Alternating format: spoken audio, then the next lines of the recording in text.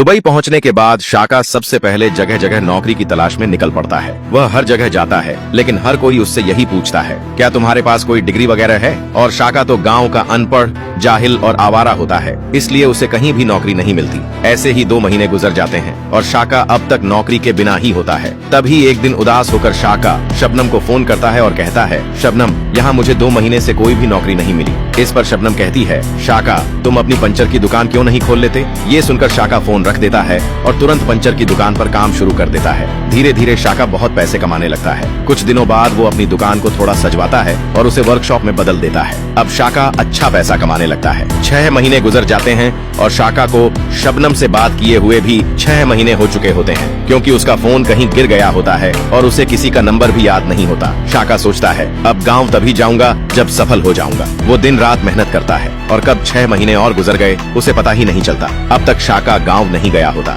दूसरी तरफ बशेरा शीदालाल से कहता है, मुझे नहीं लगता कि वो शाका अब वापस आएगा। इस पर शीदालालू कहता है, हाँ, मुझे भी यही लगता है। अब तो 8 महीने हो गए हैं, शाका न तो आया और न ही कोई फोन किया। शीदालाल जबरदस्ती शबनम की शादी बशीरालाल से करवा देता है। शादी के बाद बशीरालाल तो बहुत खुश होता है, लेकिन शबनम अंदर ही अंदर टूट चुकी होती है। पर शादी हो चुकी होती है, इसलिए वो अपना दर्द भूलकर बशीरालाल के साथ रहने लगती है। उधर जब 1 साल बाद शाका गांव लौटता है तो वह बहुत अमीर आदमी बन चुका होता है। वह शीदालाल से पूछता है, शबनम कहाँ है? देखो, मैं अमीर बनकर लौट आया हूँ। इस पर शीदालाल कह रहे, शाका, मैंने तुम्हारा 6 महीने तक इंतजार किया था, लेकिन तुम्हारा कोई पता नहीं चला, इसलिए शबनम की शादी बशीरालाल से करवा दी। ये सुनकर शाका के होश उड़ जाते हैं। फिर गुस्से में कहता है, अब मैं किसी को जिंदा नहीं छोड़ूंगा, मेरे साथ धोखा हुआ है, और वह वहां से चला जाता है। अब सवाल ये है, क्या शाका अपना बदला लेगा या नहीं? अगला पार्ट देखने के लिए लाइक और